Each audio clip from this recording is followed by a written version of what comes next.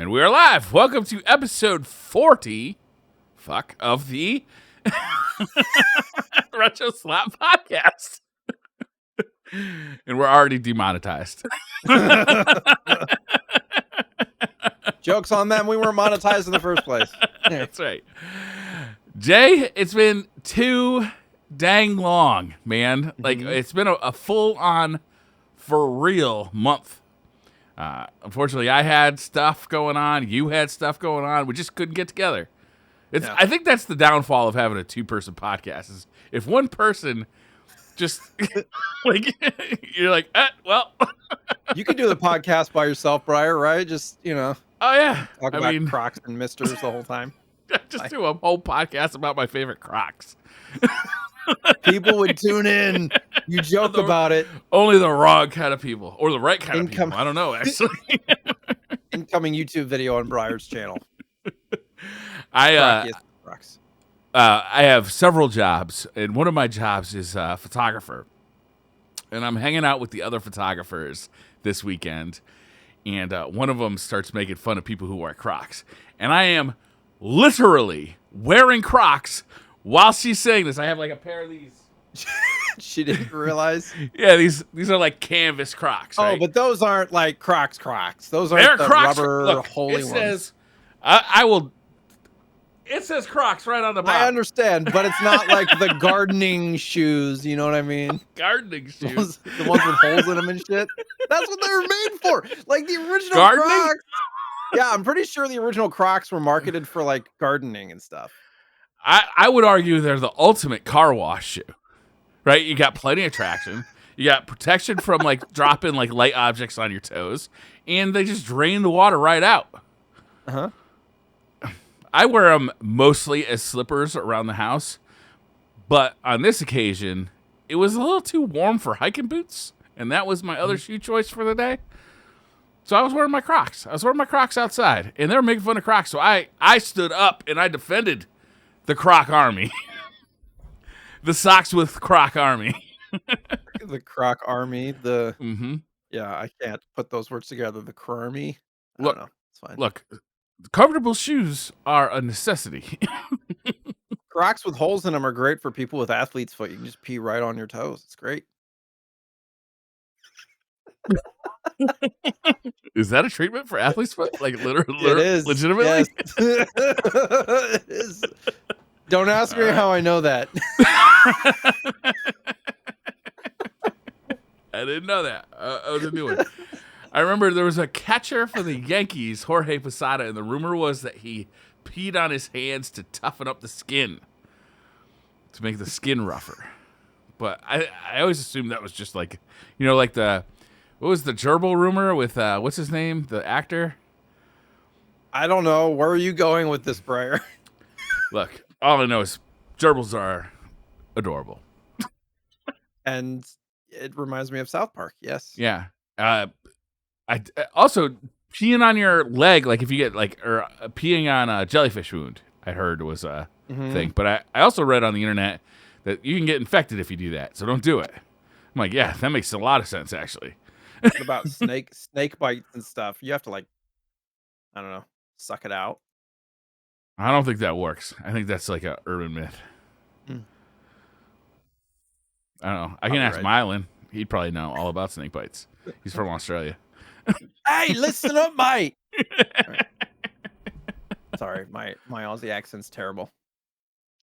So how you been? You guys got racked with the flu over there, huh? Yeah, no, it wasn't even COVID. We went through like 5 or 6 tests. It was all negative, but somehow I dodged it. I'm over here just washing my hands every 5 minutes.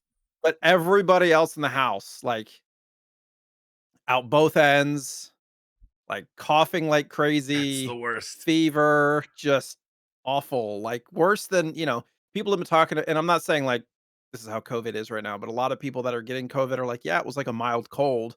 Uh-huh. It was not like that here. And it was full on flu.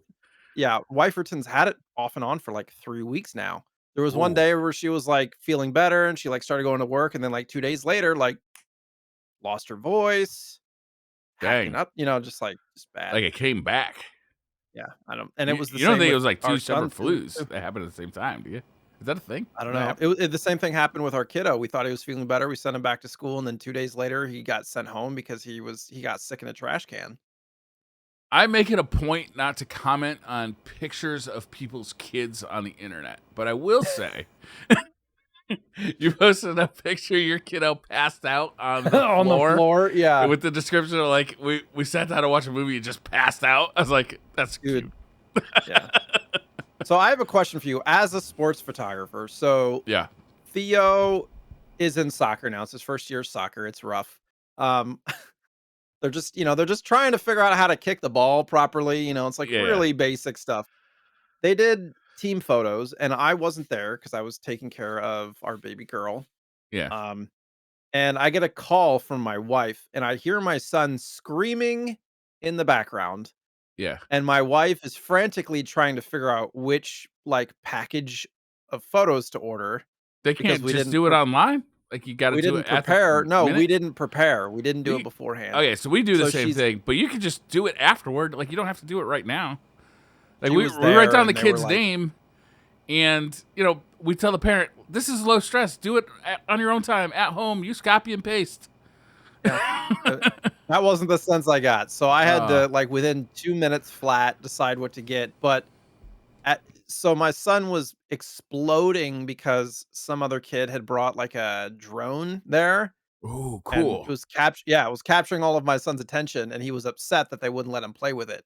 Like, Oh, they wouldn't let him play with it? screaming That's and bullshit. but he gets stuck on stuff like that, and so, like, he was screaming. My wife was trying to figure out what package to buy, Yeah. like, and the photographers were like, "Alright, let's go. We gotta take the picture." Yeah. Like so, Yeah. what do you do when stuff like that's happening? I take the picture. Like, look, right now, as a new parent, you don't appreciate the fact that when your kid is graduating high school and they say, "Hey, Dad, do you have any pictures of me that I can use for my senior photos?" You can pull out a picture of him bawling with a baseball bat in his hand. Look, like, all pictures of your kid are going to be precious in the long run. Some pictures of your kid, you're just not going to get them to be able to smile, right? And like, there's no amount of coaxing you could do to this kid. How old is your kid? 3, 4? No, he turns 5 in a month and a half. Or Okay, so 6. He turns 6 in a month and a half. Like, once they turn like 6 or 7, you can start to like get to a point where you can like just say, "Please smile for the picture," and like bribe them with like ice cream or something. But like, when they're like toddler age, like, it's Yeah, no. you get what you get. You don't get to make any decisions. The worst thing you can do is yell at your kid. You need to smile for this picture. Like, that's not gonna work, dude. Yeah. What ended up we actually got the pictures back recently, and it was the opposite. He smiled too big because we have to tell him he thinks smiling is just like everything. Just Yeah, some kids do. like. But We his also school have a pictures- policy of, if you don't like a picture, call us and we'll come back out and do it again. Like, I've taken I've gone to a ton of baseball fields and taken one picture of one kid because they just didn't like their picture. Some days you're talking kids here. Some days you just ain't got it. Like, it's not gonna happen. Also, the photographer doesn't know what your kid's real actual smile looks like, right? Right, it's true. Has no idea. You might just have an ugly kid. The photographer doesn't know. Thanks. No, normally we just tell him to laugh or something, and he does like a more natural smile. But if you just tell him to smile, it's like, like everything. Anyways. I try and trick the kids. Like, I say, like, instead of say cheese, I say porta potty. And they think it's like a dirty word, so that makes them smile all on its own. But some kids don't even know what a porta potty is yet. So I don't know. All you can do is be friendly. Yeah. I think you're probably pretty good at that. You're pretty likable. Like a big teddy tell bear. my wife that. Let's do jokes about our wives. That's not something that was done in the 1950s and played out since. Oh, I'm in the same scenario. Like everybody on the internet thinks I'm this nice guy who's very patient and stuff, and my wife's Yeah. like, "You're not." Yeah. Patience, I would say, isn't one of my many virtues, or among the 2 virtues I have. I'm kind of a grump sometimes. I'm not gonna lie. Yeah. I my initial reaction is always negative, almost always to Oh, things, really? and it takes me a while to like think about it and come back. Yeah. Anyways, I think I'm the opposite. My initial reaction is always positive, but that leads to me getting taken advantage of.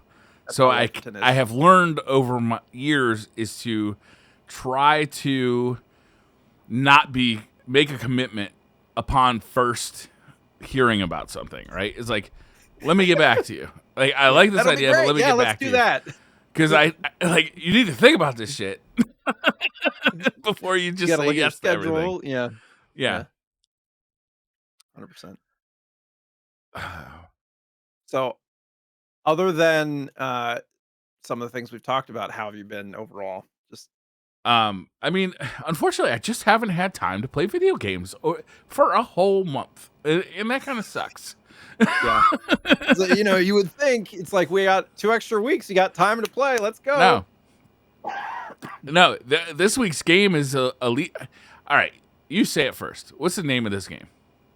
Alisia Dragoon. Okay, I like that. Alicia. I was thinking Alicia. Alicia Alicia. could be. I mean, I feel like it's one of those words that could have like half a dozen pronunciations, right? Sure. But this was one of the games that I had when I was an actual kid with a Sega Genesis, and I was really excited to get to it, and I just didn't get a whole lot of time to play it. I think I put an hour or 2 into actually playing it, which is, I think, kind of sad. But we got a lot of history about the game, luckily. So we could talk about the history. I didn't get to beat this one, though, and I think it's a completely beatable game. It's like 2 to 3 hours probably in one sitting if you Yeah. know what you're doing. And not incredibly difficult. I think, like, when I was watching long play it videos, was tough for me. Yeah, at a certain point. when Level I was watching 3, man, that fucking ship. Anyways, we'll get into the actual Yeah. game, but Okay. Yeah, we got a ton of retro news to talk about. We got all sorts of good stuff to talk about. yeah, man. Yeah, man. Let's do it. Oh, Yeah.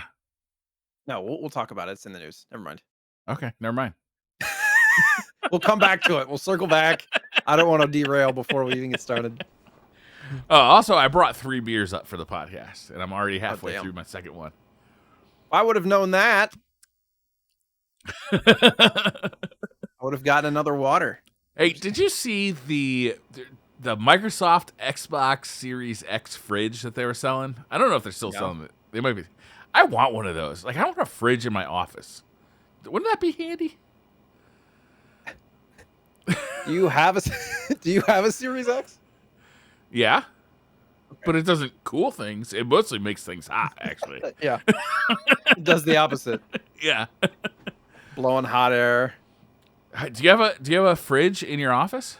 No, I don't. Yeah, there's no space for that here. I have too many fucking video games, Briar. Well, I'm getting there. I got pickups this week. I feel like you've started to encompass like the pickups. Like you're trying to get games that we're talking about and stuff now. And yeah. We'll talk about that later. I picked up some expensive ones this week. Yeah. Oh. So and foreshadowing the pickups, I have a month's worth of pickups. Oh, good. Good. Frankly, there's no word after good. I like. We had a conversation last month where you're like, "Do you think we're doing too long pickups?" I think I'm just like you said to me. I think I just want to do like the top ones. I'm like, okay, but I like the pickup section. Like it's fun. And I figured I'm slowing down. I'm taking a little bit. I'm doing the break thing again. I'm going through my cycle, so I haven't been on Mercari in like a week. But I just got kind of the last few things in the mail yesterday that I had gotten from the last month or so. So this will be a big one, and then it might not be very big the next few moving forward. I think it's a perfect last segment too, because if you don't like that segment, you just stop the podcast. Like, you don't have to keep watching. But if you do like it, then it's there for you. Yeah. Now you got to listen to our voices for an extra 30 minutes. Yeah. All right. Should we get into the news? Because there's a ton of it. Yes. And there wasn't that much 2 weeks ago. But then, like, this morning, I was like, I should probably add some stuff from the last 2 weeks. And I was like, pretty much doubled it. Yeah. So, well, if we had an episode 2 weeks ago, there was a science museum in London that opened up that day, April 19th. 160 consoles total. It is called Power Up. It's in their science museum. The exhibit is called Power Up. And it's just at the Science Museum. That's what it's called. In South Kensington, London. South Kensington, London. It's got just a ton of consoles set up that you can play. They're all, just go up and play all these games from the different systems, which is super cool. That is wicked cool, because having a museum where you can actually interact with this stuff is wild. Like, I wonder if they, do you remember taking school trips when you were a kid to museums and stuff? Yeah. Kinda. Yeah. I don't think we did a lot as a kid. No. Like, imagine going here. Yeah.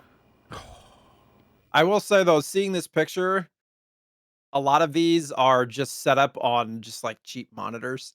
And it doesn't look like they do a lot of good to you know what I mean? Like, yeah, they probably didn't have room for CRTs and whatnot, but a lot of them look pretty stretched. Now that I'm looking at it, like, a lot of stretched out. Yeah, it's like, I mean, it's cool, but having an Atari on an LCD, probably not the most. Yeah, I see one like an NES where the 16:9 LCD is completely filled with image. Yeah, it's like stretch. It's not even letterbox. It's a little tough. They might need a assisting hand by somebody who knows how to get this to look right. It's pretty cool to experience it. Or maybe they went for that on purpose to see just kind of how dated some of this stuff looks compared to new things on platforms. Yeah. Still super cool. They got a ton of stuff. They got a Vectrex, they got NES, they definitely have some, I don't know, is that a Commodore, Amiga in there? Like, there's all sorts of cool stuff in there. Sure. I think that's neat. Yeah. I'm glad. The original Pong games and stuff. Yeah, I am too. Hopefully that gets some support. Yeah. For sure.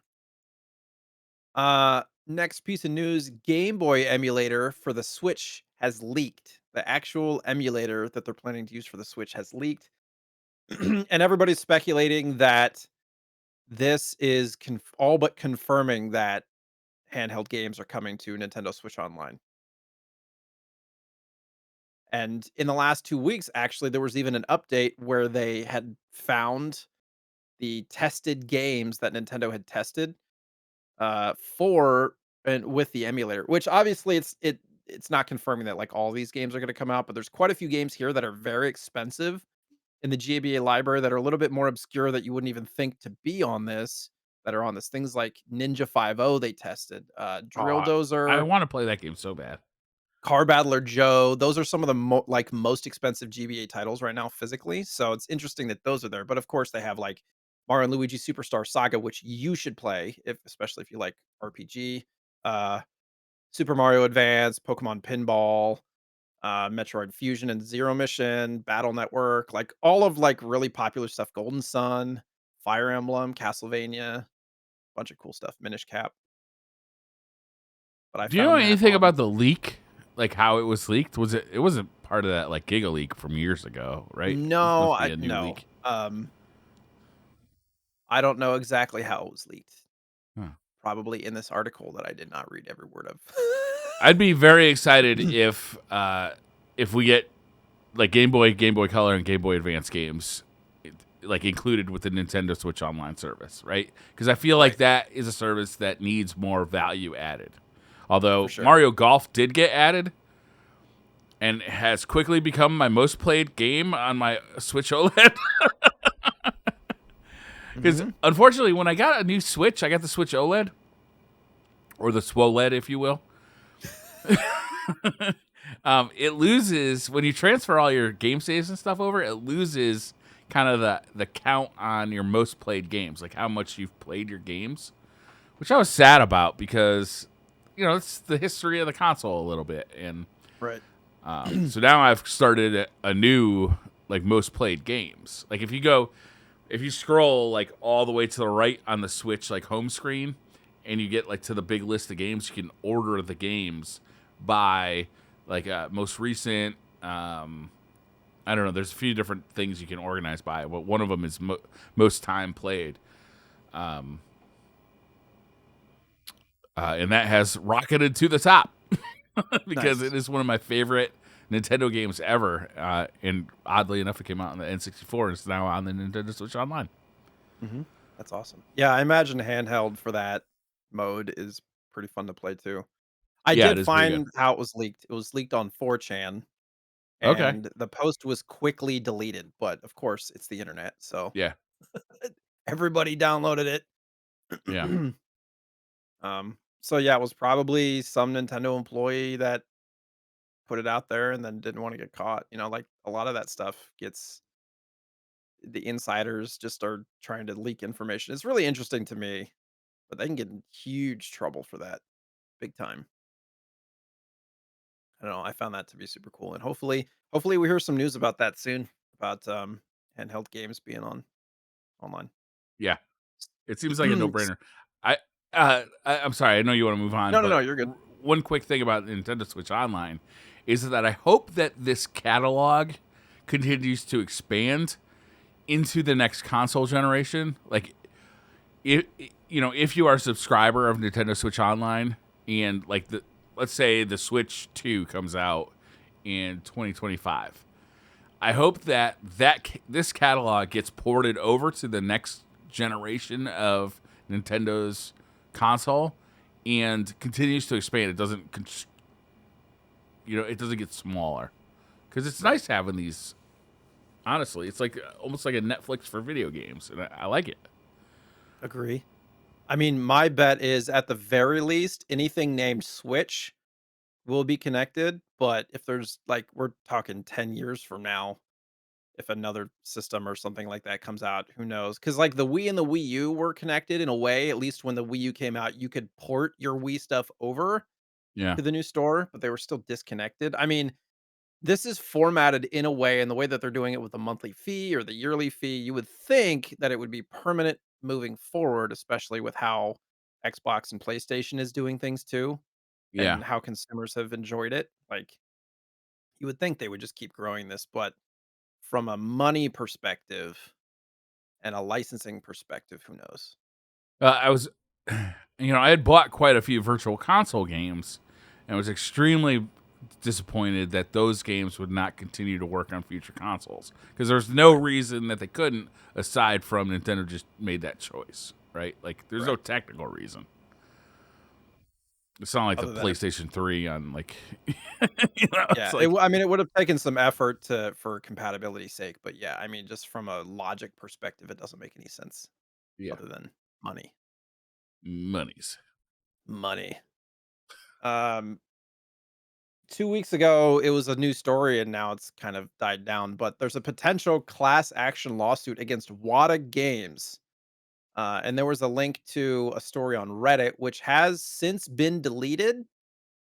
And I was watching, and so you'd be like, "Oh, they're not gonna do it." So I was watching the CU podcast with Pat Contry, Uh and huh. I can't remember his co-host's name, but they actually reached out to the guy inquiring what had happened. And so the premise of this was a group of lawyers were getting together trying to create a class action lawsuit against WADA Games. And the specific clause was around like the advertised turnaround times and costs involved with sending games into WADA. They'd say like you get your games back in 3 days or 7 days or 2 weeks or a month or whatever. And people have had their games at WADA for 6 months, 9 months, a year or more. Whoa, And really? a lot of people haven't been refunded and all this stuff. When I sent in my game, I sent it in on the most expensive tier, a 3-day turnaround. It took about 2 to 3 weeks, but I reached out to them and I was like, "Hey, I paid for the 3-day service." This was, like, right before they extended everything, right before everything, like, went Yeah. crazy. Um, and they're like, "We're sorry.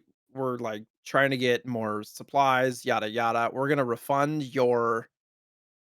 It was like half of the cost that I'd pay like $350 or something like that to get that encased. They sent me back like 160 or something, which was like the extra fee for the turnaround time boost. So I did get part of that refunded, but I had to reach out first Yeah. about it. Um, Wow. so that's the premise of this action, and they had made a post on Twitter, or excuse me, Reddit about it. And the reason it got taken down is because they got so many responses that they have their full class like ready to go, and so they wanted to take it down. One, to prevent more people from doing it, and two, to prevent potentially people giving too much information in the Reddit thread. If like WADA is trolling this, they can put themselves at a disadvantage if WADA's like if WADA's lawyers are looking at this and gleaning Yeah. information about the case. It can be inadmissible. It like can create issues. So they deleted it to like prevent that stuff from happening. But they said that this class action is moving forward. Okay. So it's a really interesting thing. I go back and forth with WADA. I think it's good for preservation to have this stuff encased.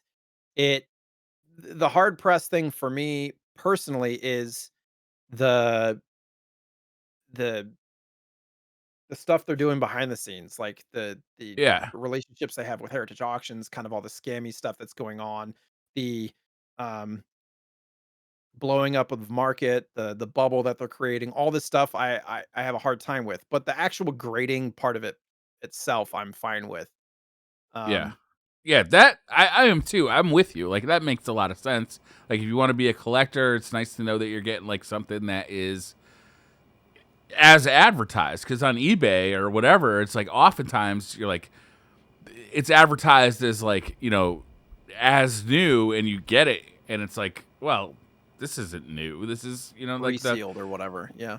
or like it's like you could see water damage on like the product or something, like something you couldn't see in the photographs, but you could definitely see once you have it in your hands. I agree with that. What I don't agree with WADA is the shady shit they're doing with like the people who own it, like in the like you said, the connection with heritage auctions, the fact that they don't disclose any of that stuff, the fact that the people who work there are clearly like reselling, like buying and reselling games through there, like Mhm. or at least alleged, and also like the way inflated pricing. Like it's like every time I look for a game on eBay, there's always a couple of WADAs on there, like a couple of graded ones on there, and they're like unreasonable. Like come on, give me like let's say you're looking for a copy of I don't know Zelda for the Super Nintendo. If you go on eBay, there's guaranteed. I'm sure like what's it cost? This SNES Zelda cost like $100, well, less than Completed box. I $100, mean, depending on if it's got all the inserts, probably 150 to 250. right? Like not that much. I mean, yeah, that's probably a pretty minty one, right? Like I I mean, bet yeah, it's if it not was even that beat up much. and it was just box cart manual, probably more like 100. Yeah. Yeah, but you look at like a wad of Boxwood, and they're like 40 grand. Like what the fuck, man? That's like, Yeah. I mean, people have always been unreasonable in their asking prices, so I don't think WADA impacts those specific cases, but it's more like the auctions and they weren't being forthright. They weren't giving all the information. They didn't have the population reports and all that stuff, which is actually a thing that we can talk about. They added population reports for a bunch more systems. that's good. N64, Super Nintendo, Genesis, TurboGrafx, like a lot of stuff. But the thing that I did notice is they took away CIB NES games, which they had up there because I Uh, was looking at the population report for my game, which there was not very many. There was 8 7.0s for mine, and there was only 2 that were higher in CIB. Now I don't know. They're uh, not on there anymore, so that was interesting to me, but it's all the sealed stuff, and you can see the population reports and different conditions, which is great. I'm hoping that that is a sign of what's to come in good faith, but they have a lot of making up to do for sure. Yeah, their reputation, I think, is pretty tarnished. I don't know. Like, I think that it could be fixed. Like, it could be a really good service for, the collector community. But really, what they super duper need is transparency. Mm-hmm. Like, because right now it's like nobody trusts them, or at least I don't trust them. Maybe other people do. People that don't know all the information, maybe. Yeah. Some great news. Portland Retro Expo, Gaming Expo, after 2 years of inactivity, is coming back in That is Portland, great news. October 14th to the 16th of this year. You can order tickets right now. I've already ordered mine. It is not super expensive. I think it was like 50-ish dollars for a whole weekend or something like that. I'm trying to remember. I'm going to go look at it right now. Um, yeah, $65 for the entire weekend, which includes Friday as well, which is arcade only, but um it's cheaper than just doing Sunday and Saturday pass. I mean, 65 bucks isn't horrible for 2 full days. And kids are a little bit cheaper. But yeah, I've never been to I was going to go in 2020 Mm-hmm. before the pandemic happened. That was like the first year I was going to go. So I'm excited Yeah. to go. Obviously, with everything still looming, I'm probably still going to be wearing a mask and all that stuff. But Yeah. I was trying to lobby for Briar and Chris Niemeyer to come. Yeah. Or excuse me, Jesus, I totally butchered his name. I feel like Chris was up. I feel like he was good to go. Ryan. Jesus, Ryan Niemiller. I was like, that doesn't sound right. Ryan. Good Lord. Hopefully he's not listening to this episode. Yeah, I feel Nobody like Ryan tag was good to him. go. Let's cut that out. Cut it out. How do you feel about it? Are you wanting to go? I'm scared, I think, still of like being around people, like that many people. Yeah. PAX East was about an hour away from my house last weekend, and I kind of wanted to go. COVID from it, yeah.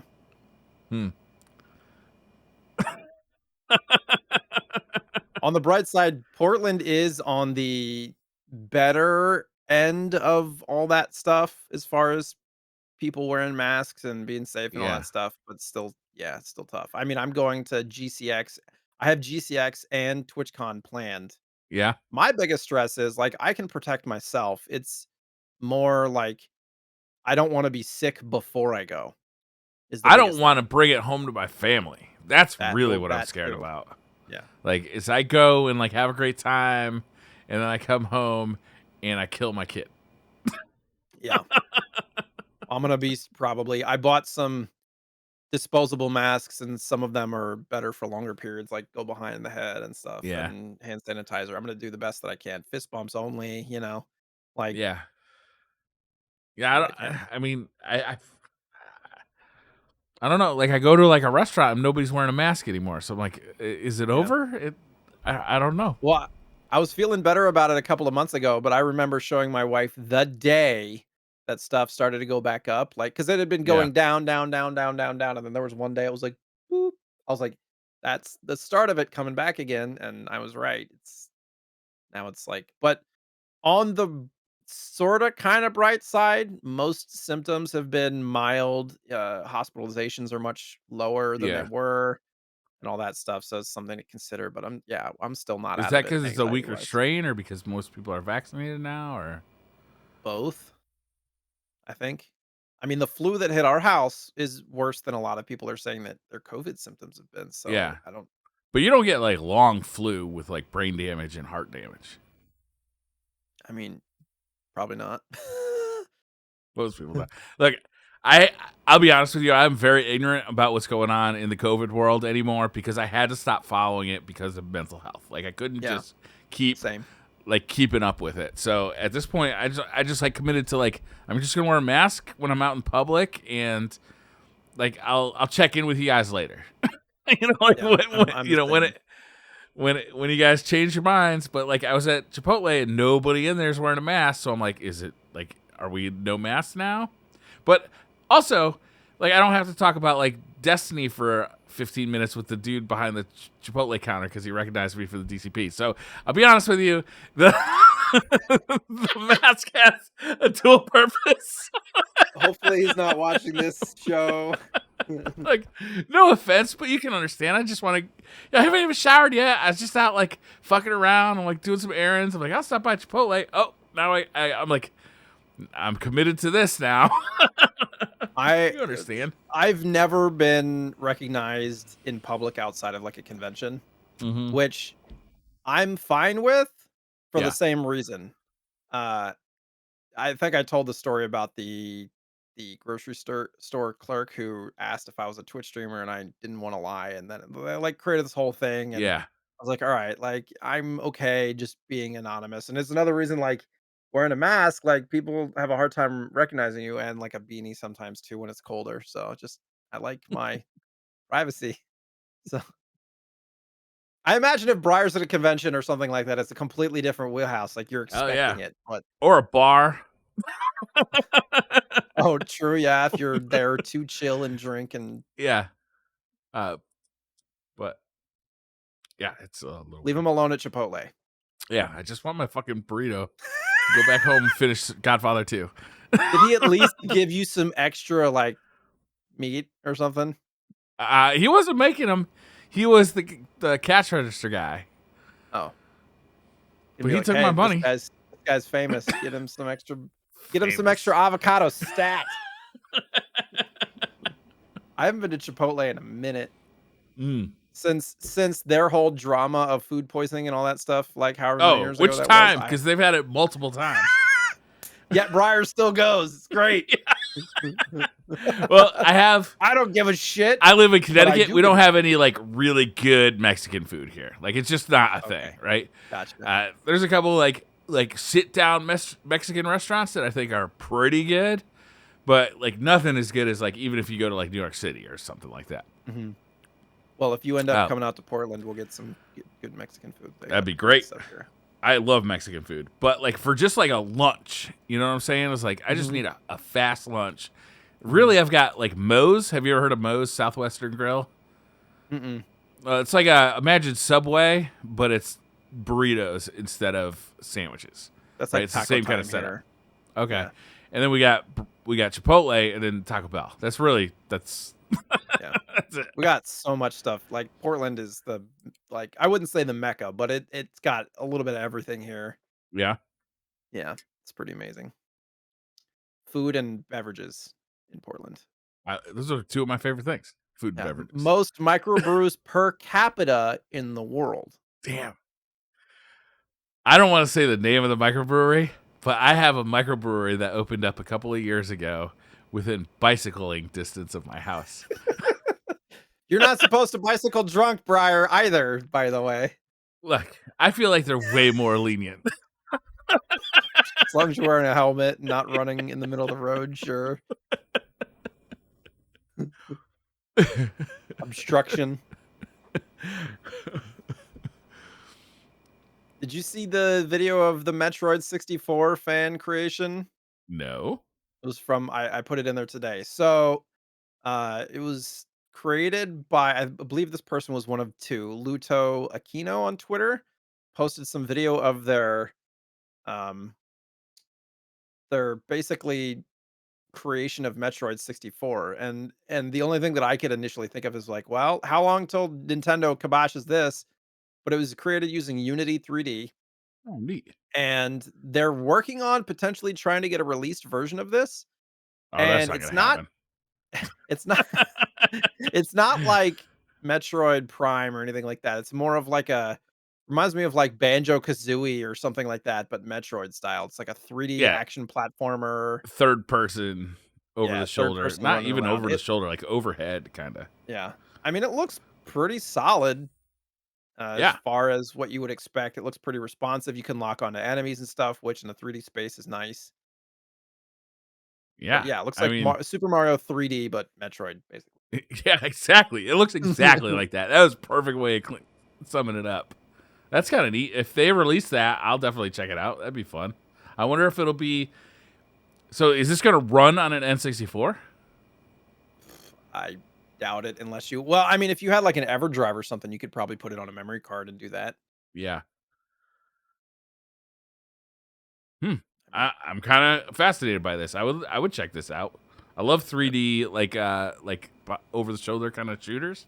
You know, like action games like that. like the older Resident Evil games and stuff. Yeah. I like new Resident Evil games, right? Are like kind of behind over the Yeah. shoulder. Not Yeah. well, 7 and 8 weren't, but like the remake of 2 and 3 were. Right. I'm not the biggest fan, but I can appreciate that others like them. Yeah. That's cool. So, some news about Sonic. We had been teased about Sonic Origins in the past, but it finally got an announced release. It says June. I don't know if there's a specific date. Oh, it says 23rd of June. Okay. Okay. So, towards the end of June, it's coming out on all major platforms: Switch, PS5, Xbox, PC. And it has like, you know, Sonic 1, 2, 3, Knuckles. Um, can't remember what else is on there, Doesn't it but have 16 by 9 support? Like they widen the aspect well, ratio. yeah, So it's like a remaster or like a remake. yeah. They're completely up-resing it, like, they're making it look good. You can play it in, original mode, or you can play it in kind of the updated mode of these. Yeah. Has Sonic CD as well. But the one thing Oh, that's it kind does. of controversial One thing. is the versions that they are releasing is the most, like, convoluted system, like, it's not very straightforward at all, Yeah. you know? It's like trying to It's it a was on it's an the Excel spreadsheet of like which features do you want because right. there's not one single edition that gives you everything, right? Like you can get the standard edition that comes with the main game, which is what most people are going to want. If you want 100 bonus coins, for what purpose you might ask? Because Sonic collects rings, not coins. So what are these bonus coins for? I don't know. But if you want 100 bonus coins, you have to buy the Start Dash Pack. You also get Mirror Mode with the Start Dash Pack, which I would guess is just like all the levels backward, Yeah, something like that, right? basically. And a letterbox background. That's Yeah. And you can pay extra for menu animations and things like that too. or you can get the Premium Fun Pack, which doesn't come with 100 bonus coins or the Mirror Mode unlocked, but it does come with hard missions, letterbox background, character animations in the main menu. Which how can you not get that? Yeah. Take my money now, please. Thank you. I need character animations in the main menu, which I'm going to hit start on as fast as possible so I can start playing a video game. Camera controls over the main menu islands. Character animations during the music island. There's also a classic music pack that gives you additional music tracks from the Mega Drive and Genesis. And there's a digital deluxe edition that gives you all of this stuff except 100 bonus coins, mirror mode, and the letterbox background. Like, what the frick? Why is this? It seems like you have to buy 2 versions of this game to get everything. It's wildly, wildly too complex. And it's a little expensive for 4 Sonic games. It's $40. Well, I mean, they did a bunch of like remastering stuff, so I can understand it. But there's no physical version, at least not planned, which makes me sad. The TMNT collection, which is also $39.99, has a physical version that you can buy. Yeah. And like a crazy special edition. It's like $150. It does not seem worth it, but that's another Really, I conversation. didn't even see that one. Yeah. Yeah, this doesn't seem worth it. However, they're also now pulling other versions of Sonic 1 and 2 off of like stores so that like this is going to be the only version available. Which makes sense, like if you're a businessman. But it's nice. Does not take into account the fact that I could Google in Sonic 2 ROM and have it downloaded within 10 seconds of me finishing this sentence. Like you can pick up a Sonic 2 cart for like $5 still. Yeah, right? Same as 1. But you can play as Sonic, Tails, or Knuckles through all of the games, which is kind of cool. That is kind of cool. I mean, there's some value added here. It's just not a good look with this like chart that like has all the different versions. Like they're not giving you the warm fuzzies here, right? If there was a physical version, I'd probably pick it up, but I probably won't now. You know? Yeah. I don't think I'll be buying the digital version, but I'm with you. If there's a physical version, whether I got to order it off of PlayAsia or wherever, I'll probably pick it up because I do want to support like when they do a good job on old stuff. Right. I don't know. I don't know. We'll see. I'm sure some people are excited about it. Yeah. Uh, a bunch of new stuff is getting re-released, and I put this one in there, and Briar put in a few others. Dragon View for the SNES, and the reason that I put this in there, sometimes I don't. Dragon View for the SNES, which is a really cool RPG. Have you played it? I've never played it. I've never heard of it, honestly. I haven't played it, but the reason that I put it in there is because it was part of my pickups. Oh, really? Oh, look at Yeah. that.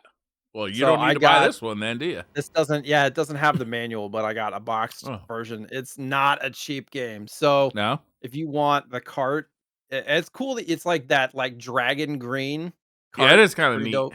Yeah. Um, I don't know. Super, super good RPG, like turn-based style. I think I'll probably Uh, pick this up. Now that you say it's pretty good, I'll take your word on it and grab it. actually, now that I'm remembering, I don't know if this one's turn-based. I have to look at it real quick. It might be action RPG. I I like this though. I like that they're re-releasing cartridges. I yeah, like that they are clearly labeled so that you're not going to mistake them for the originals. Because right. mostly, for the most part, when they choose to do this, it seems to be that they're really picking out stuff that is wildly not overpriced, wildly expensive, Mhm. right? We got more examples of that later. But yeah, I think I'll pick this It is up. action Probably. RPG. It is not turn-based, Jay. Oh, okay. I looked at about 20 games before the podcast started for the pickups, so It happens. I don't know. It looks kind of neat to me. I'll give it a shot. yeah, Did you? it's Are you quite gonna order it? Or popular. you've already got the physical edition? Yeah, I'm not gonna order that. I like Um, the idea of some of the stuff you're about to talk about, the Switch kind of collections, which are probably I more up like my that alley, too. you know? Yeah. Speaking of which, the Contra Collection is getting a limited run release, so this will be a physical release of the Contra Collection, which came out, I believe, last year. And they have a ton of different SKUs for this. It's on the PS4 and on the Switch. You can get just like the base games for like $35, or you can get like here's one in an NES style box. Here's one in a Genesis style box. Here for $175 is both the Genesis box and the Nintendo box, keychains and hardcover boxes and a booklet and like a bunch of shit that you'll never look at again. Um, It'll stay in the box after you look at it, you're like, "Oh, that's yeah, cool," and you put it right back in the box, and it goes on the shelf. right. Yeah, I think that's my biggest problem with these like huge, like ultimate collection kind of things is that this the stuff loses value if you actually use it. So like if you want like a cool ass Contra keychain, well, fuck you. You can't. It's gonna cost you $175 basically. Right. Normally I just order like the Switch or the PS4 collection. I'll probably order this for the Switch because I have the Castlevania collection. Obviously Konami games from the NES and Super Nintendo era. And I really thought it was a great collection. So I'll definitely be buying this.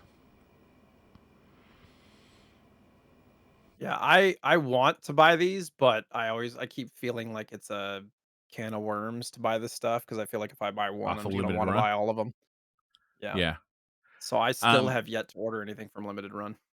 I actually own this game already. I bought it digitally because I just wanted to have Contra on my Super Nintendo.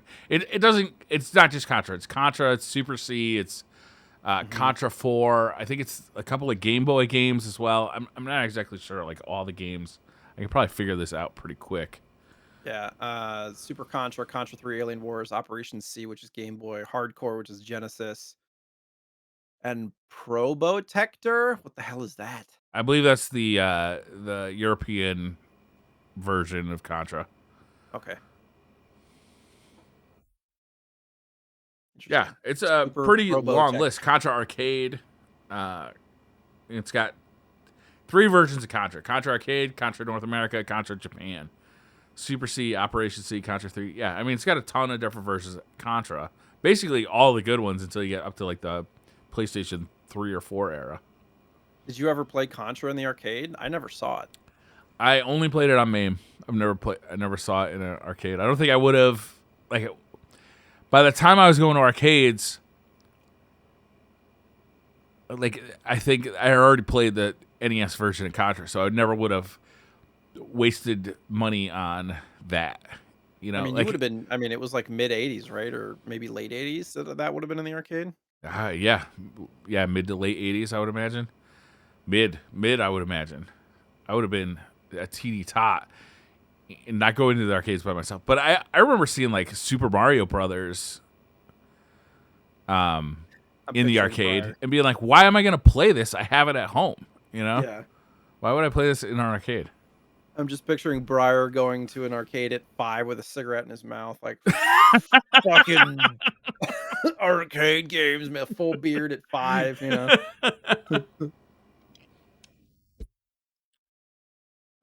What else we got? Okay. I'm gonna skip this one because this one's more relevant. Battletoads and Double Dragon are getting a physical release for the NES, so this will be a NES cartridge re-release. This is a pretty expensive game, I believe. Yeah, so it is. To get this for, I believe it's $60, $59.99, and it's like a green cartridge, you know, because like Battletoads and stuff. I thought this one was pretty cool too. Obviously, it works with the NES, so you got to have an NES or like, you know, an NES compatible device to play it. Or if you're just a collector, you just want it on your shelf. This one's kind of neat though. Do you see the box for it? It opens magnetically, so it looks like an NES box. Oh, okay. But it opens like a book, and it's like latched and held together on the side by magnets, so you can get in and out of it pretty easily and store your cartridge in it, and not worry about like, you know, like if you have an NES box, you gotta like open it from the top or the bottom. Comes with a cool little cartridge display stand too, an acrylic one. But like, Yeah. if you have the box, how many people are gonna take the cartridge out and display it separately? Yeah. Also, is there room in the box for that cartridge display if I'm not gonna display the cartridge separately? I doubt it. Yeah. Yeah. I think the most interesting story, or the story I'm most excited about, is that RetroTank, Mike Chi of RetroTank, has started advertising or talking about a true 4K upscaler for classic consoles. And this is kind of the dream, the end game for upscaling. So if you're not familiar with like the OSSC or the RetroTank, basically what these allow you to do is plug in a retro console using like component cables or SCART, and it takes that 240p signal and upreses it to be compatible, first of all, with modern TVs, but also to look sharp and to do that without lag. And the current RetroTank 5X, which frankly is an amazing device. I use one. I use one all the time. In fact, I can switch the screen. This is Alisia Dragoon, which we'll be talking about later, running on a RetroTank. I mean, it's unbelievably sharp. It looks great. It's got tons of options. You can run any retro console basically at all that has anything from composite to component and anything in between. The only thing I can't run off of it is like RF. But getting this to be 4K is kind of the dream. And this was thought to be unobtainable with modern technologies, but just because of the cost of 4K encoders. Like, it would just cost too much. Like, they wouldn't be able to sell it. But apparently Mike Chi has kind of figured it out, found like the components that he thinks is going to be both affordable and work. It's not going to be able to do like lower resolutions, like 1440 or weird resolutions. So it's really just going to be for 4K TVs. But that's what most people are going to want, you know? Mm-hmm. So this is a really intriguing thing. He's just talking about Twitter right now. He's just kind of like showing circuit boards, showing what it can do. But this is like end game upscaler stuff, and it's really exciting. That is super cool. My question is gonna be cost. Yeah, Like, yeah. that seems like it's gonna be a spendy one for sure. Like I 500, north of 500. I don't think so. I honestly don't think so. I think Mike Chi is pretty. He's been looking for the right combination of hardware to keep the cost down, and I think that is why it doesn't do like 1080p and 1440p and other resolutions in Oh, it's between. only gonna be It's just 4K? only going to be 4K because that's all this chip will do. That's tough. Yeah. I don't know, but Gotta have man, like in my multiple living room, like RetroTanks I for different I have a resolutions. 4K TV. That's the only resolution I need down there. Yeah. So to be able to bring the NES down or the Genesis down and just 4K, it's gonna be I so won't buy it. sharp. Yeah, I won't be able to buy that unless it has, different different kinds of resolutions. Yeah. I don't even Well, have yeah, we have a 4K TV, but my monitor here's a 2K monitor. right. It's just it's tough. That's tough. Yeah. In that case, the RetroTank 5X would be the thing for you, right? And like down the line, at some point, we'll get something. We'll get more powerful FPGA hardware that'll allow for 4K or 1440p or 1080p. But right now, FPGA hardware is just not to the point where he can use it for 4K Right. cost effectively. So this is not FPGA, which is what is in the 5X. It's cool though. I mean, I'm very it is excited. super cool. Yeah, it's great for just generally the industry at whole, at large with all that Yeah, stuff, just normalizing that. yeah. Nice. Jay, barbarian chicks with like metal bikinis, totally my thing. Well, and they changed the art for the US Yeah, specifically for you, Briar. yeah, because they knew. Yeah, it was very anime, right, for the Yeah, Japanese release. kind of large eyes and yeah. Yeah, this was a game that I bought when I was a kid. Alisia Dragoon is the game we're talking about this week. I'll put some video up so you can check out like kind of the game just running through its demo mode or its track mode. This was a game that I bought when I was a kid. I bought it new. It was one of those like blind purchases that I went to KB toy stores or Toys R Us. I can't remember where I got it. And I was just like box art hunting and like pick this one out. Right? I can't imagine what attracted me to this one. Yeah. But I remember getting it home and being pretty impressed by it. Like, it looks good. It's a side-scrolling action adventure. There's a little bit of platforming. Mostly, it's like kind of this shooter where your main character, you don't have to aim your weapon, right? It's like it just kind of auto tracks. It's like she's got this like lightning beam that she shoots out from her hands, and it just kind of auto tracks whatever on the screen. And if you don't hit it for a while, it charges up and does like a full screen kind of wipe move. And then you also have like a pet that kind of follows you around that does certain things. You can change between the pets.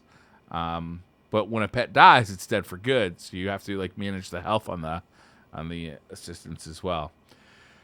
It is I feel like a pretty unique game. What'd you think of it, Jay? I really enjoyed it. Like Briar was saying early, I think both of us only had limited time to play with kind of how things have been the last month, but immediately, like first level, I was like, this is very satisfying. The weapon that you don't have to stress about aiming. It's more about your preservation of the energy of the weapon to get the most effect out of it.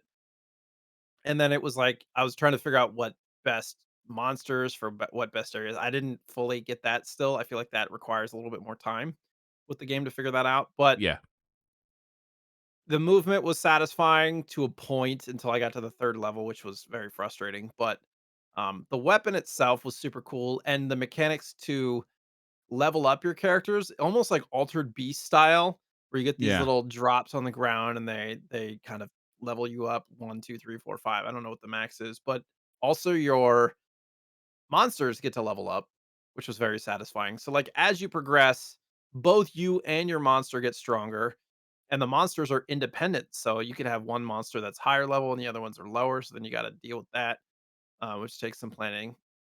And then from there, it's almost like a bullet hell type game where you really have to manage the dodging of enemies and their attacks. And some of them, they die, and then after they die, they leave this like trail of fire that you'd have to Hate dodge. So that. like, yeah, really unique enemies that you probably the more you play, the more you get used to that kind of thing. But yeah, I enjoyed it, just from a visceral standpoint, just from a base enjoyment. Nothing was really too frustrating other than the actual levels and some of the groups of enemies that came in. I feel like I may have chosen a higher difficulty without realizing it. I just started it. Aren't you able to like choose difficulty? Ooh, Because I didn't even check, to be honest with you. I didn't like it said in the manual. I read the manual before I even started playing, and it said something about that, and I didn't find anything. Yeah, did you read the And I did story, the plot in the manual? kind of. It just seemed very canned, It was so but stupid. That like the whole point of this game is that your father, he was a magician or a sorcerer, and he died trying to keep the evil Baldur from invading the world. And you, as Alisia Dragoon, as a child, watch Baldur torture and kill your father. But it's been a long time since Baldur was defeated, and now he's back. Like, who defeated Baldur after he killed your dad? Like, it's I don't know, whatever. It's weird. where's that? Maybe they had a side story plan and it just didn't work out. Oh yeah, maybe. You know what I noticed? Like the first thing I noticed when they do the zones, I was like, "This looks like a Sonic screen." Like the two Yeah, triangles totally. It that would come does. in. The zone one, it just really reminded me of that. I don't know why. I just immediately got Sonic vibes. Yeah. It was super cool. This is not. It's not a very. It was popular among those that had it and knew it, but it wasn't like one of those big blockbuster hits. No. No. I don't remember. I don't think I've ever talked to anybody who's ever played this game. Like if I mention it, I get like blank looks. I Eh, already owned it. yeah, It was that's one of true. my few Genesis games that I owned already. That's true. I don't believe. I mean, the Genesis wasn't that popular in Japan at all. But in America, I don't believe it got any kind of like advertising or anything. Like Yeah. the only reason I played it was by happenstance. Well, it was created by Game Arts, and they're also known for their Lunar and Grandia series, which has very So dedicated followings as well. Game Arts, I think, actually published it, but it was actually developed by Gainax. Well, that was the anime studio that did the visuals, but Game Arts is Oh, the one okay. that did the actual development of the game. Oh, okay. All So right. Gainax is the anime studio that was very well known for many, many like anime features and movies and stuff like that. And so Game Arts reached out to them. They're like, "Hey, can you help us um, with some of that stuff?" So they're the ones who trying to remember exactly what they did, but the more anime style design and whatnot, that was Gainax or Gainax or however you want to pronounce that. And then yeah, Game Arts were the ones that actually did the gameplay development, I believe. But it got decent reviews when it came out. Like it not tens, but like eight and a halves. Yeah, yeah, Pretty good. which is definitely solid. Yeah. And I also feel like game critics were a little harsher back in the day. Like an eight and Yeah. a half, I feel like back in the day was like a damn good score. Oh yeah. you know? Get IGN on the line. Yeah. Like I don't know. Sega Pro gave it an 85. Mega gave it an 81. Mean Machines, I've never heard of Mean Machines before, gave it an 87%. Game Pro gave it a recommended. So, like, I mean, it was well reviewed. I just don't think it got any marketing or anything. Like, it's just not popular. And it must be rare because it's fucking expensive. Yeah. I think it's just yeah.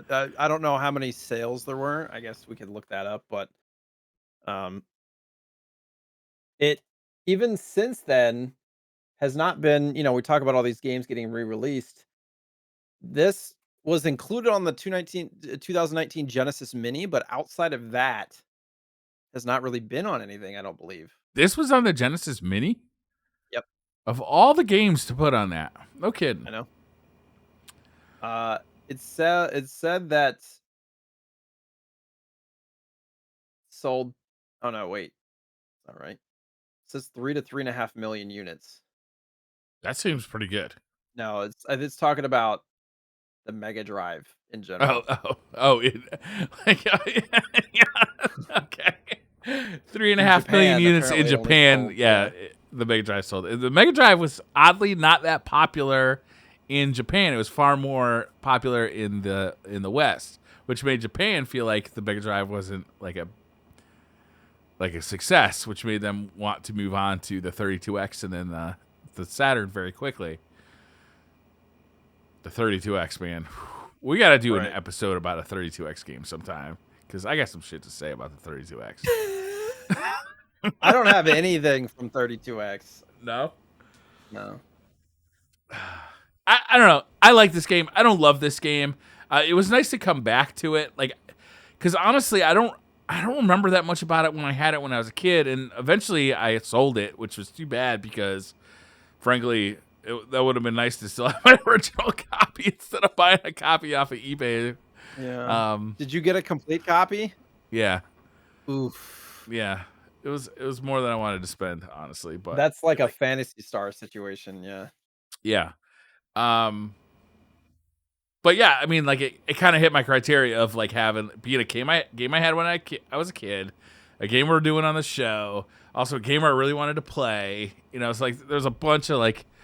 So I did end up, ordering one off of eBay. I tried to find like the best kind of condition one I could get. I like the game. Yeah, on the bright side, you look at that stuff. It's not like you're spending money on something you're gonna use and it's just gone. Like it'll retain value if you regret it or need to sell it later. It's not like buying a brand new car or something like that. So true enough. That's the bright side of that. The nice thing about collected Genesis games too is that like the plastic box, like you always kind of get a box with it. Yeah, and the manual's generally more rare than the box is a lot of the time. Isn't that weird? Yeah, that's true. My game store has like a box of manuals that I'm always like leafing through to like see if I see any manuals I'm missing. These do not sit in here very like securely. They're just like, I mean, get rid of them. They weren't meant to be collectors.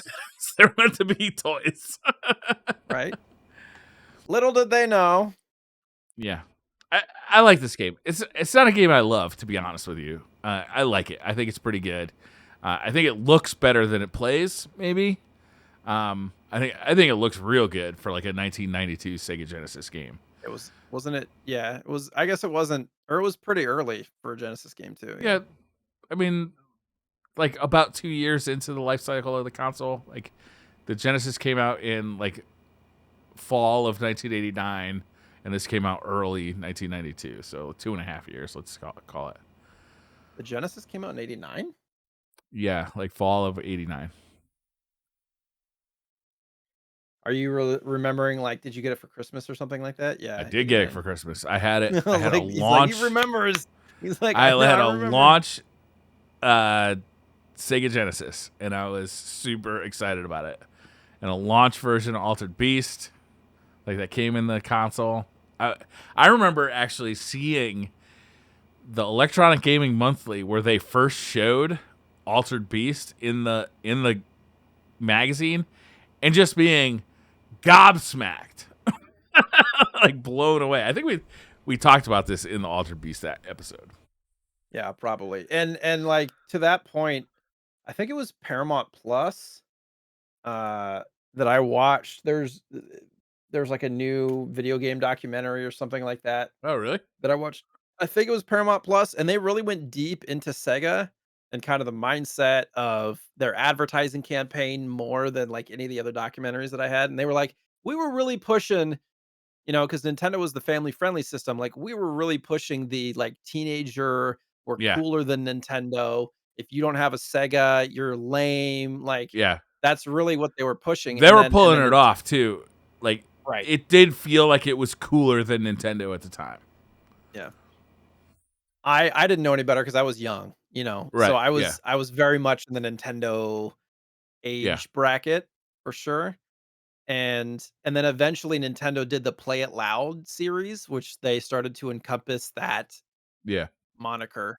which was interesting. All the clear Game Boys and stuff, which was very much when I became a teenager, like 10, Yeah. 11, 12, and so it was like that's why I think that's why a lot of why I would prefer Nintendo, just from a nostalgia point of view. It was interesting. The other thing about Alisia Dragoon is that, 2 of the developers were missing from the staff role for the US version for unknown reasons. Really? Takahiro Okano and Satoshi Yusaka, they're just not there. They were in the Japanese one, but not the US one, which is weird.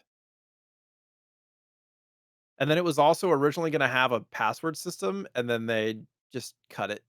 They didn't have it, which it's tough because if you die and you don't have a continue, it does the Sonic 1 and it starts you over at the beginning of the game. Yeah. But Hate that. also, it's not an extraordinarily difficult game, I don't think. Like, once you Listen, know how to Briar. get through it. Stop talking shit. I tried my best. That third level, man, that ship, there's just shit coming from everywhere. Yeah. There's a lot That's of one of the secret cool little things about the game, though, actually, is that it starts off being like this kind of like fantasy world, but ends up going into like a sci-fi, right. which I think is kind of neat. You know, Yeah. like I'm always No, I happy like to the see that. environments, and there's like little secret hidden areas to get power-ups and stuff, which I Yeah. enjoyed. But yeah, it hits you hard fast. I was not prepared for that third Got a level. difficulty ran up. I found that my best strategy was move slowly and wait for bar to fill up to have like radius. Sure. You know. Sure. It's hard to Yeah. avoid stuff, attacks on the ground and whatnot. It was hard for me to Yes. avoid that stuff. I would agree. I absolutely agree. It's like, where am I gonna jump to? There's nowhere to go. Yeah. 100%. Like a good offense is a good defense in this game, right? Right. It's like you need to be able to kill stuff faster than it can hit you. But which is not hard, assuming that you have the power to do it. Right. Yeah, I might not have been leveled up enough, or I might not have had the best monster for that level or something like that, because I didn't really figure out exactly what they all did in my limited playtime. But it is a game that I would like to revisit and try some different stuff for sure. I wasn't like frustrated with it at all. No, yeah, it was fun. I think it's fun. All right, should we do some pickups? Sure. So you got Alisia Dragoon. Yeah, Alisia? obviously. All right, I'll just start, I guess. I got Alisia Dragoon. It is complete in box. The cartridge obviously isn't here because it's up there. Yeah. Playing on the screen. Why don't I actually switch this to be? There we go, a little bit bigger. But it is a pretty good copy, and frankly, I just wanted this game because of what it means to me. I also got some more interesting stuff, though. One was a 32X game, the Star Wars arcade game, which is actually a pretty good version of this game. If you like this game, it's an early 3D like shooter game. Like you fly an X-wing into the screen. TIE fighters are like approaching you from the back. You do like the run through the Death Star tunnel. It's that game. It's the Star Wars arcade game done on a 32X. And it's got it had a manual and everything. The box is a little beat up. These are cardboard boxes, unfortunately. By the time they had gotten to this point, Sega had moved to cardboard instead of the clamshell boxes. They did that on the Sega Genesis as well. Yeah, sadly. I have a soft spot in my heart for a 32X. I picked this up at a local game shop. I just saw it there. I think it was, I want to say it was like $20-something. So not too much. For a complete box game. Yeah. Yeah. Black and white manual. Yeah, a lot of those box games have black and white manuals. Yeah. Oh, god damn. Something I forgot to add to the news was the 32X actually got added to the MiSTer. So, oh, nice.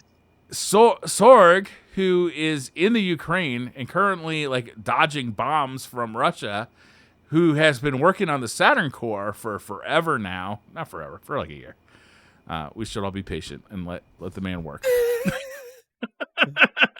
But we're very excited to get the Saturn core on the MiSTer.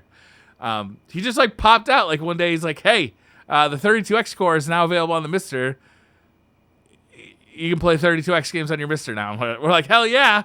Oh, right. There's no good games on the 32X. On the 32X. Whoopsies. But apparently while he was working on the Saturn core, it was like just by some of the chips are common between the 32X and the Saturn. So he was able to just like, he had already worked on the Genesis core. Right. So he was able to kind of like, well, I can do this, even though they're dropping bombs on me. Yeah, 32X. I also picked up, and this is one that I can't believe it took me this long to get, Legendary Axe for the TurboGrafx 16. I didn't get the complete in box. I got the CD case kind of with the manual. I owned it before you. Yeah. The complete with the like for some reason TurboGrafx games, the cardboard box outer thing is like the most expensive thing. Yeah, because everybody threw that away. Nobody kept them. No, everybody threw that away because it came with the CD case. It's like collecting CDs, like early CDs came with that like long box. Nobody kept that shit. Some music nerds in the 90s pinned it to the wall like record albums, but even eventually they got rid of them. But yeah, I was excited to get this. I do have a TurboGrafx 16. My only connection is RF, but it looks pretty good actually. RF on a Sony Trinitron. So I was excited to pick up Legendary Axe. This is one of my favorite TurboGrafx 16 games. I'm still waiting for them to come out with the TurboGrafx adapter for the analog Pocket. Which agreed. I'm a little worried because there's mixed reviews on the Game Gear adapter for the Pocket. Yeah, there are. It doesn't work great. So now I'm like, shit. Because I had bought some Neo Geo games and some TurboGrafx games with that. Like for the 2 years we were waiting for it, I had bought some in anticipation of it. And so now I'm a little worried. But we'll see. We're also waiting on the Turbo Duo that they announced 2 years ago. Mm-hmm. A year ago. Analog. I mean, let's be patient. Everybody can be patient. Yeah. Lastly, I picked up a copy. I don't know how to say this name. Chaka Khan.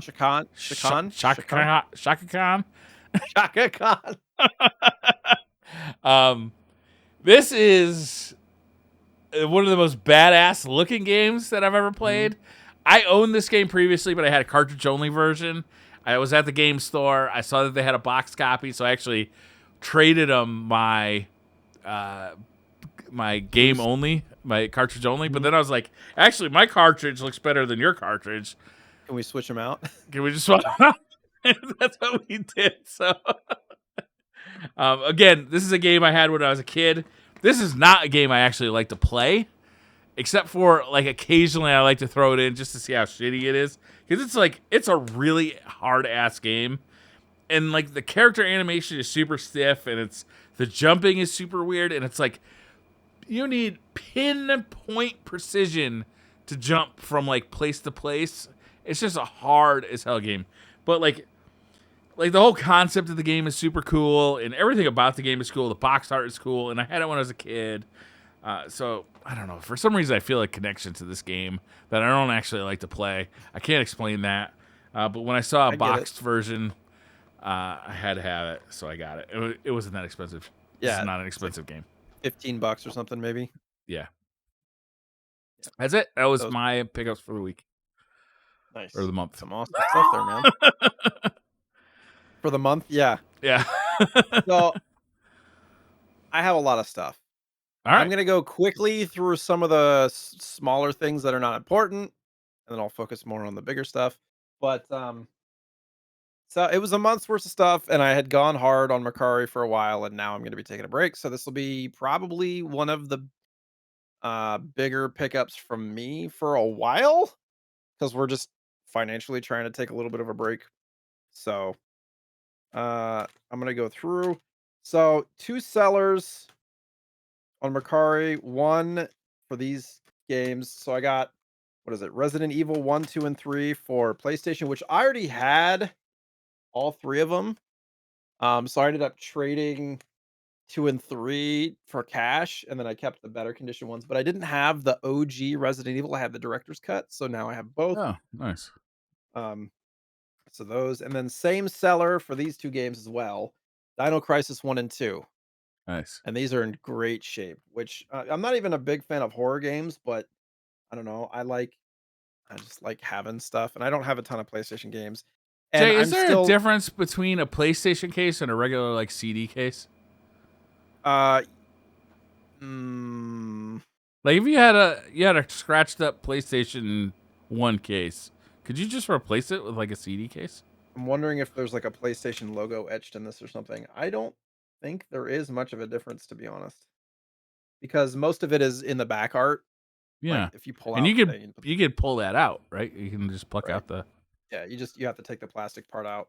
yeah. Um, there might be like a small difference somewhere that I don't know. I don't know. If you know and you want to comment or tweet at us, let us Yeah. know. Generally curious. Like that was always something that I thought was cool about the European Dreamcast cases is they weren't just regular Or CD yeah, there's like cases. the They were blue class things. Yeah. yeah. So I'm still in the mode, still somehow all these years later, well, I will pick up anything if the price is right. If the deal is good, I Yeah. will buy literally anything. It's just the decision of will I keep it or sell it or Yeah. trade Well, up that helps for you it or finance whatever. future purchases too. Yeah. Exactly. So that was the situation. These were all like half price essentially. And then with the two that I sold, I basically make up the price of the stuff that I keep. Anyways, so different seller. I got a whole bunch of Dreamcast games. The two that I'm keeping, the highlights for sure, are Sonic Adventure 2 and D2 for the Dreamcast. These are both fairly expensive, but Are they? Sonic obviously Adventure Sonic 2 is expensive? probably over 120-ish or something for a CIB one. Wow. Yeah, I mean these are in great shape. They still have the warranty cards, which is pretty Yeah. rare. So I have number one, and then I have the Japanese special edition 35th anniversary Sonic Adventure 2, but I didn't have the American version. And Quick then D2. quick side note I just want to add about Sonic Adventure 2 is this week I was actually testing out a adapter to use modern consoles or modern controllers on a Sega Dreamcast. It's made by Brook. It's called the Brook Wingman ST. So I used Sonic Adventure to test it out. I'm thinking, do the old Mario 64 test, run Sonic around in a circle, see how the stick feels. And Mhm. it felt awful. I'm like, oh no, this thing's a piece of shit.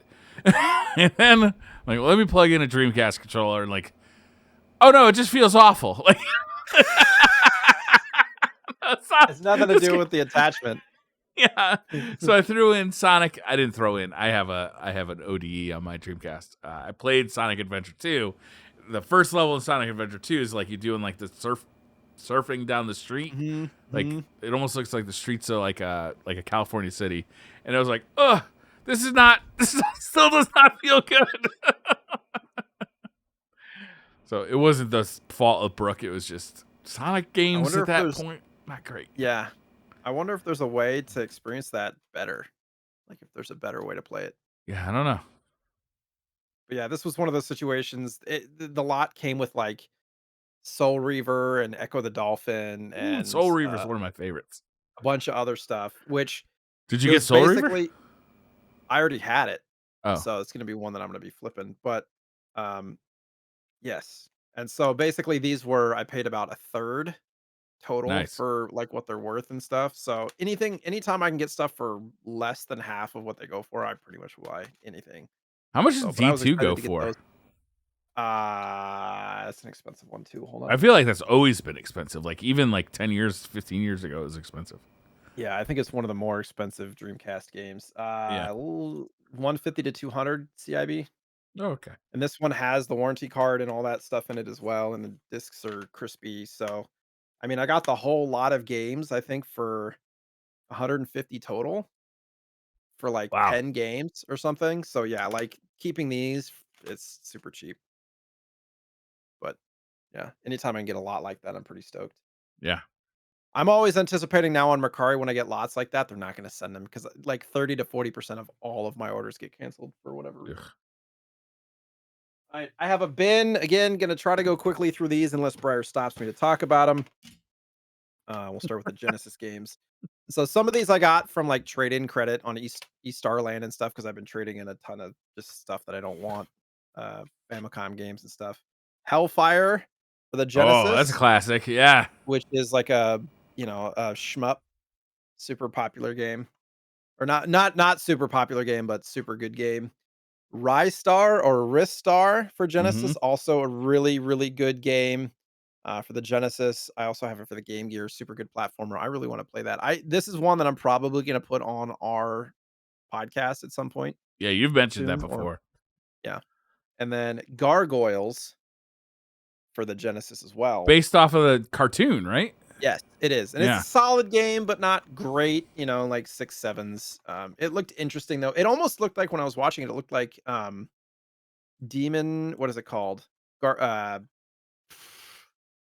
the Demon's Crest or, Oh, um, the NES games that is a sequel to. It kinda looked like that when you're moving around, like, sprites are freaking huge, you know, yeah. and it's just that kind of, like, I like that platformer and cartoon when it was yeah, on.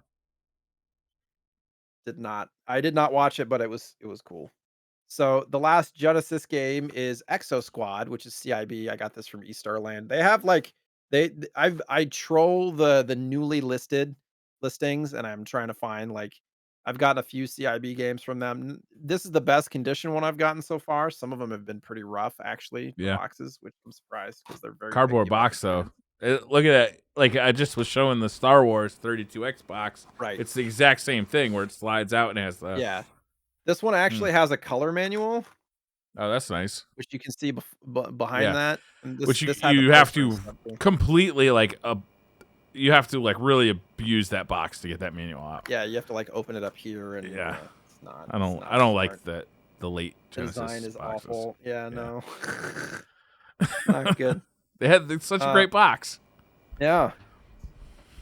We're gonna go to N64 games next. I'm just gonna quickly go through the Star Shot, which is one of those, like, obscure games. Not a great game, an okay game. You're like a clown.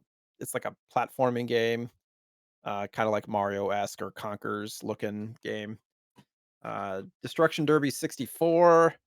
A Oh, lot of us cool. are gonna know what Destruction Derby is. I played it a lot on the PC. I've not played it on the 64 before. Um, Penny Racers for the N64, which is it almost looks like when I was watching it, it kinda looks like a Mario Kart 64-esque, but tiny, like, micro machines. Do That you remember might did have you been ever a remember physical toy Yeah, it tie-in. was. I remember those where you could Yeah. put, like, a penny in the back of it. I don't remember, and it was like you pulled it back and it would go, I think. Yeah. The penny might have made it, like, wheelie or something? I don't Yeah, I can't remember. remember. Something, yeah. And then this was an example of a complete in box game I got from East Orlando that is haggard, and I was pretty sad about it, and I don't really know Oh, what to do.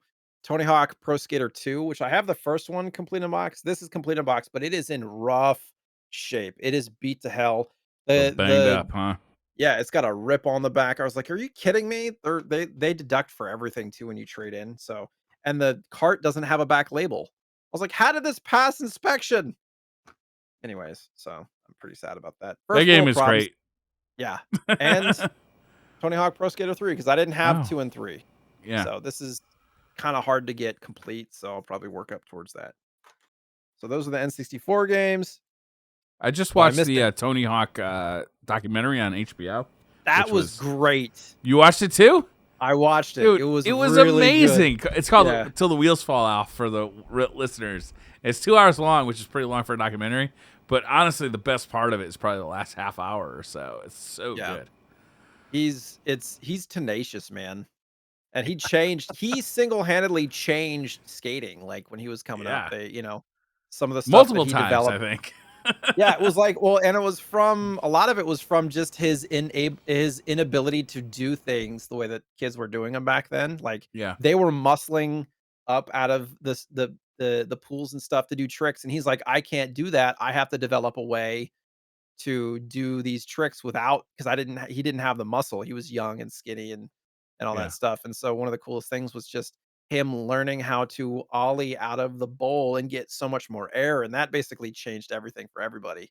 Like anybody that was popular skating at the time that Tony Hawk was coming up, they all got fucked because well, just they all didn't they like him couldn't either. adapt. Yeah, they didn't like him. They were so conditioned to doing things a certain way. And then Tony Hawk came in, he's like, yeah, you can just do it this way. And He invented like 800 tricks or 500 tricks or something like that in his career. Just ridiculous. I had no idea the scope of his prowess. Yeah. Well, he was a hero for, I mean, he's still a hero to a lot of kids, but he's been a hero for like 40 years. Yeah. You know, like consistently. Like Well, through and the the rise 80s, and fall 90s, 10s. Yeah. The rise and fall of skating too. Like he There's was been there multiple for the rise and falls of. But he was like living, week to week, like no electricity for a while, like after going on tour and shit. Yeah. And he's like, I bought a tanning bed. And then like a couple of months later, he's like eating month to month, fucking like, can you imagine? That's just ridiculous. And It is then ridiculous. Activision coming in, giving him checks for millions of dollars for the games. Right. It's just crazy.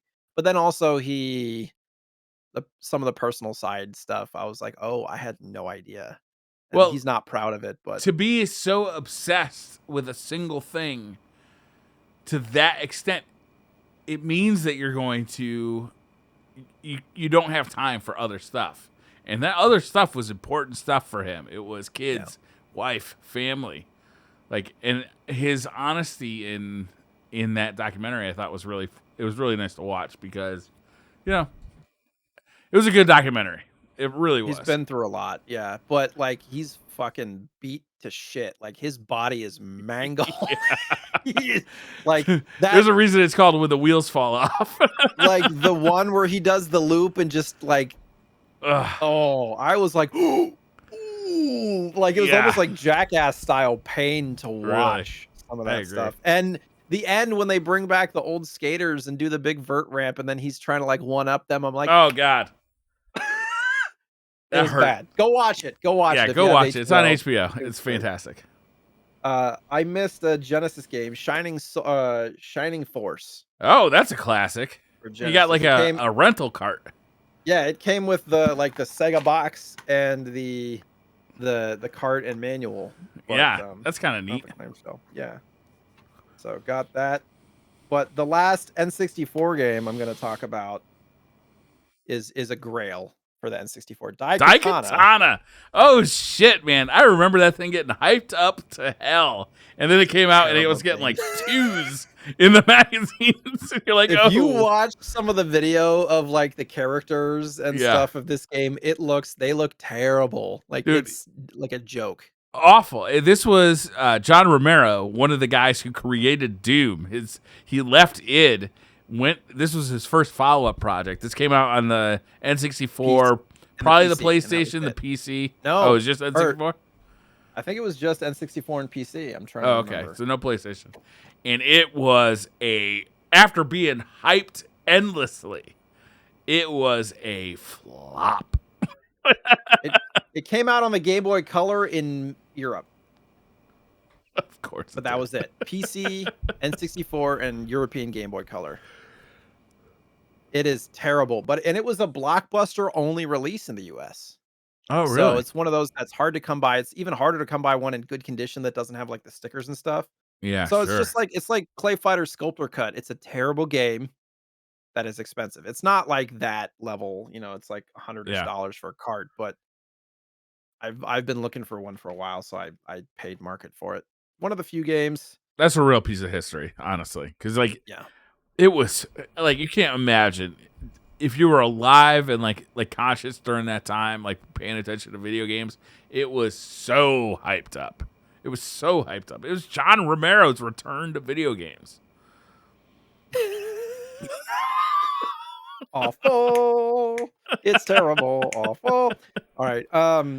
This one we've talked about before, and I've been looking for a solid copy. I got Street Fighter 2010 complete in box for like $35. Yeah, that's cool. Pretty stoked about it. It has like some writing on the manual and stuff, but otherwise it's in good shape. And I don't know. I've never played it. It's a solid game, platforming shooter. Nope. It's got some like Ninja Gaiden mechanics and stuff in there. Not good. But not good? Not good. Not a good game. The reviews on it were solid, like 8s, 7s, 8s, 9s. Well, you'll have to give it a shot. Make your own mind up, I guess. When was the last time you played it? I think when I got my Mister. So, God, that was 2 years ago. Okay. Just too difficult or what? Well, first of all, it's called Street Fighter. It's made by Capcom. It has nothing. They just decide to make this game. Well, we'll just name the character Ken Masters and have it called Street Fighter 2010. It has nothing to fucking do with Street Fighter. So you're upset at the name, not the game itself. That's part of it. I mean, he went in expecting a fighting game and he got a platform. He's like, the fuck is something this? to do with Street Fighter. Like Mortal Kombat had other games that weren't fighting games that all sucked too. But yeah, Sub-Zero Anthology and stuff. Anyhow, so we talked about Dragon View coming out. Oh, you just got this? No, this was I got this like before they announced the new one coming out, so I thought that's why I added it. I wonder if the value will go up now that they're doing that re-release. I don't know. That's not why I bought it, but it's one of those. This was a situation. The reason I bought it, like I got it cart and box for about $30 more than just the cart. So I was like, oh, yeah. The manual. If I get the manual, it would like double the value of this. But it's a very good RPG, action RPG that I'm excited to try out. But yeah, it's one of those that's been going up and up and up. And I was like, well, I'm gonna get it now before I can't. One of those situations. Game Boy Color game. I had the box and manual for Pokemon trading card game, but I didn't have the cart, so now I have the completed box. I have almost every single Pokemon game, mainline or otherwise, complete in box up until like GameCube, I think. Now, which I'm pretty stoked about. And then two more things. One is the very first and only Saturn game that I own now. Albert Odyssey. Yeah, that's Saturn. That's a one of the foil like covers. Yeah. This popped up on eStar Land. Designs. This popped up on eStar Land, not cheap, but I had a bunch of credit to burn there, and so I ordered it. It came complete, except it had the registration thing ripped out. So I was kind of sad about that. But otherwise, it's in really good shape. It's my first and only Saturn game that I own. Really good game. Saturn games are fucking expensive, so anytime I can. They are. And it's hard to find a deal on them because anybody that owns Saturn stuff generally knows what they have. Yeah, people know. Like if you got a bunch of Neo Geo carts or Saturn carts sitting around, Yeah. It's not like you're gonna. Those Working Designs games though were expensive for the Sega CD and for the Saturn. Like, I feel it just looks special too with the foil on it. They're dope. Yeah. A lot of people hate the Working Designs games because what they would do is they'd take games from Japan that were not going to get ported for America, and they would say, we'll port them, we'll bring them, we'll publish them, right? And then they would make them harder and longer for the American audience. So like there's the Lunar games for the PlayStation and stuff like that too. Yeah. So people are like, well, we're happy you brought them over, but why'd you have to make them so fucking hard? Yeah. Do you have many Saturn games? No, I don't have. I think I have like 3 games for the Saturn. I bought an ODE for the Saturn because I actually didn't get a Saturn until about 2 years ago. And the Saturn that I bought from a shop, like a local shop, had a broken disk drive. So I called the guy up. I was like, hey, this thing doesn't work. He's like, oh, I'll just refund you the money because I paid him on PayPal anyway. So he's just refunded me the money. I kept it, and then I ordered like an ODE for it, which is an optical disk drive emulator. Like you put a hard drive basically into the Saturn. Mm-hmm. And now I have a perfectly functional Saturn, but the spinning disk drive was broken. So I can't play any discs. I don't have a way so of it's basically like having a MiSTer setup or something where it emulates the hardware but runs it off a ROM. Yeah, basically. Cool. I mean, it's a real Saturn. Like it's got the motherboard and like right. But the game is not coming off of a spinning disc; it's coming off a hard drive. Yeah, makes sense. It's the same thing I have for the Dreamcast. It's the mode. Is that difficult to install? No, it's super easy for the Dreamcast and for the Saturn. Right. The last thing I have to show, I actually watched the entire gaming historian video on it because I was so curious Ooh. about it. I love his videos. Oh shit. Jay, you gotta pull that out of the box and try it out. Have you done it yet? Have you tried it? I did pull it out of the box. I haven't tried it. So for anybody who's listening, this is the Nintendo U-Force, which is it's basically like an NES Connect, where he referenced the fact that Connect kind of used their technology where it uses sensors and whatnot to read your positioning and your speed and all that stuff. So it looks like a little laptop for those that are listening, and it's got a bunch of these sensors that can read your movements of hands without having any kind of like tethered controller or anything attached to you. And you can play like Mike Tyson's Punch Out by punching towards the thing. And apparently, Rad Racer is actually pretty responsive. Oh, But really? the video from the gaming historian, they do an interview of the guy who created this, and he's like, "If I could do it again, I would have created games specifically for it earlier." There were some that came out later, but it was, like, too late, too little too late, and they had to Yeah. compete with the, uh, the Power Glove, Power which Glove. had the marketing budget that these guys didn't. Yeah, well, So, Nintendo. it is super cool technology, and I think I got it complete in box for, like, less than $70, Yeah. which For audio it listeners, it's like a retailed. laptop, right? Yeah, It's a yeah. laptop, and you move your hands around inside the like imagine like the triangle that the laptop makes. You move It's your like a hands around in theremin for there. the NES. Yeah, yeah. They referenced the theremin in the video, like, that was Really? motivation for this thing, yeah. I don't know, it's one of those things that you don't come across often, and the price was right. The person who shipped it spent almost half of what I paid in shipping to get this to me, Oh. which I felt kinda bad about, but he wrapped it in paper and shipped it like this. Literally, he wrapped, like, Oh, really? brown paper, didn't put it in a bigger box. I was like, "Come on, like, preserve the box." Well, he found out how much he was going to get paid. That's a charge for shipping. He's like, oh, fuck. Yeah. But That's I don't know, cool. That's cool. It looks like a battleship game, one of the Yeah, old, like, it really flip does. battleship games. I want you to try it out. Like I've never met anybody who's used this. That and I've heard the it's awful. activator for the Sega Genesis. I've never like seen one in person. I wonder if this will work with the analog. I would imagine it would. I don't know if I have a cable that'll reach, but So can you still get NES controller extensions? Probably. probably. They probably still make them, like, new that you could get. Probably. But yeah, I bet you're watching right. the video is super cool because they have, like, these little joystick attachments that you can use for, like, Top Gun and stuff, so you can, like, Yeah. pull back and pull forward and stuff. It I don't know, it just seems underappreciated to me, but, the technology wasn't really responsive enough back then. I mean, imagine the Kinect was never really as popular generally as the technology allowed, other than things like dancing games Yeah. like very niche type things that this potentially could have been good for. Yeah. I don't know. I I don't know. thought it I'd was be really curious to try it out. Like to play with it. The right. activator, the Power Glove. I haven't used the Power Glove in like the modern era. I'd love to try one of those out again. They're not good. Yeah, I mean, none of that stuff is gonna be good. Do you remember that they used to have Activision wireless controllers for the NES that used RF? Like they used red light to like beam at your. So if like anything was in the way, they would lose connection.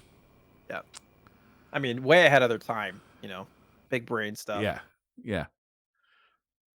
Is that I don't it? know. You got more? No, that's it. I want That's to it? get a Power Glove complete in box, but all the boxes I find are thrashed. Yeah. So it's tough. Oh wait, no, one more thing. Small. Blue DS, complete in Oh, box. nice. I like handhelds too. It's a good one. Now that's it. Other than our pick for next episode. Yeah. So it's your pick, Jay. What is also? First of all, great pickups this week. I gotta say, Thank you. those were You pretty too, good. man. And the U-Force. I mean, getting the accessory was pretty good. I like that. Yeah, I left that. That brings it back. Yeah. So, what is your choice for next week? So my motivation was kind of like yours. We've been trying to be, um, trying to honor, like NES and SNES, and trying to pick like the first in the series and stuff like that. And I was like, you know what? Screw it. I just want to play this game again that I remember as a kid that I Yeah. loved, even though it's not the first in the series, Uh-huh. but is the one that I remember most. And we have not covered a racing game yet. So the first racing game we're going to cover, and I'm not giving you an option, Briar. Okay. This is it. Yeah. Top Gear 3000. Ooh, I have never. Okay. One Okay. of the highest rated, most fun, best racing games of the retro era that is underappreciated. It That went needs on its to time spawn a in popular sun. TV show on the BBC as well. Did it? No, I don't Oh. know. Same name. I mean, there are 3 Top Gear games for the SNES. There's Top Gear 2, and 3000. Um, this is arguably the best. You can jump in this thing, Oh yeah, I'm but it's in. got it's like fully upgrading your vehicles, like earning money through races, like all the progression that you would want from a game. Oh, you're like It is racing through like an apocalypse as well. Oh, there's all sorts of different tracks. It's basically racing in the future. Yeah, cool. Good pick. I don't know. I just I think both Briar and I probably spend more time than we need to think about like what game to play. Yeah. But I was like, there was a few games that I want to bring on, but I just looked over and I had this on the shelf and I was like, you know what? It's been too long. I need to play this again. Fuck it. Is We're this an doing it. expensive game? Cart only, I think it runs in the 40 to 60 range, and Oh, then that's not complete bad. in box. It's not so much that it's expensive complete in box, it's fucking impossible to find a Oh, solid really? copy complete in box. Um, there was there were 2 copies, only 2 complete copies on eBay for, like, a year, and they were both north of $500, and I was like, Ooh, "Fuck you, that's an I'm awful not lot. paying that." And then, I picked up a box only because I had the cart. I picked up a box only for like $38 and it's in solid condition. And then I found manual. It was like all 3 Top Gear manuals for like $30. So I got a complete copy for under 100, which I was pretty happy about.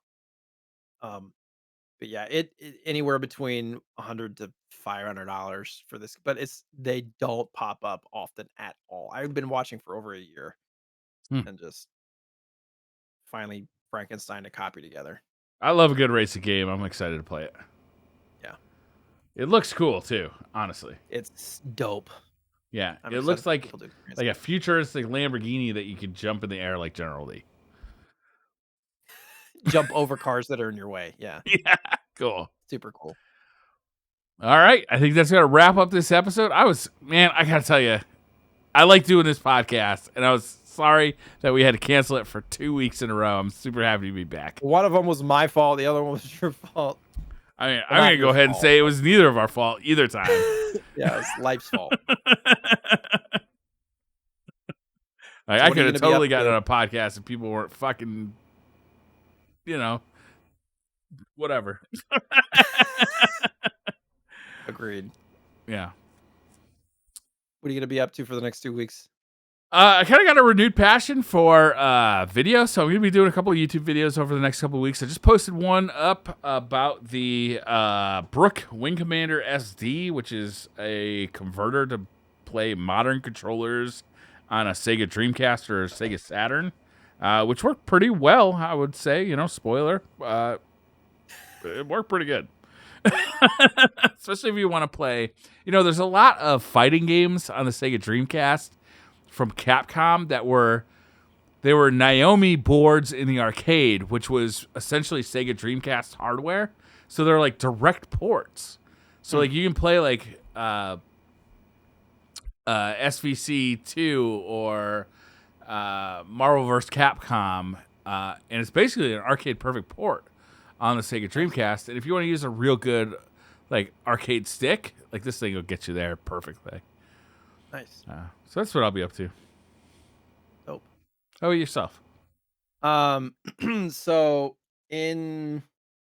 I guess well, we'll have the next episode during this week, but the week of the 16th through the 20th, we're gonna be doing our St. Jude Play Live Oh, event. nice. Mostly playing Destiny. I'm gonna be doing I'm gonna start it on my birthday, which is the 12th, and because I have a hard time like streaming and stuff on birthday because people want to give you things, and I just always feel guilty. So I'm like, all right, fuck it, we're doing charity stuff. We're starting it that day. Nice. So Friday, we're probably going to be doing D1 raids, Destiny 1 raids. And then all the next week, I've contacted a bunch of friends, content creators, trying to get them involved. And people are going to be able to donate to punish us, essentially. Lots of different incentives for that to make us hurt. But, and we got a new Turtle Squad pin on the way that you can donate to get. And yeah, so it'll be all week long. You can check out my Twitter about it. I'll probably be announcing it in the next week or so. And some good names, some good friends coming in to play, which is exciting. And then obviously, um, I will be at GCX for those that are going, but again, please fist bumps only. And so that will be about a month from now. My wife will be going as well, which I'm excited about. And Oh, that'd be nice. Portland Gaming Retro in October, which I'm excited about. So yeah. All right, guys, that's gonna do it for this podcast, episode 40 of the RetroSlot. Nobody's gonna understand that, Briar. It's fine. It's okay. You understand. That's enough. Nobody's allowed in on the inside joke. For if you made it this long in the podcast, I'll clue you in. I asked Jay, like, hey, do you know what episode number it is? He's like, 40. Fuck, I don't know. No, I was like 39, and then I was like, wait, no, 40. Fuck. It's like episode 40. Fuck. So that's going to do it for episode 40 of the RetroSlot podcast. Thank you for watching. We'll see you in 2 weeks. Let us know, actually, what you guys think of the game that we played. We'd love to hear your comments about Alisia Dragoon or next week, Top Gear 3000. Also, what would you like to hear us talk about in the future? Give us some feedback. Let us know. We'd love to hear. We're always looking to improve the podcast. And thank you guys for watching. We'll see you next week. Bye. Thanks, everybody. Bye.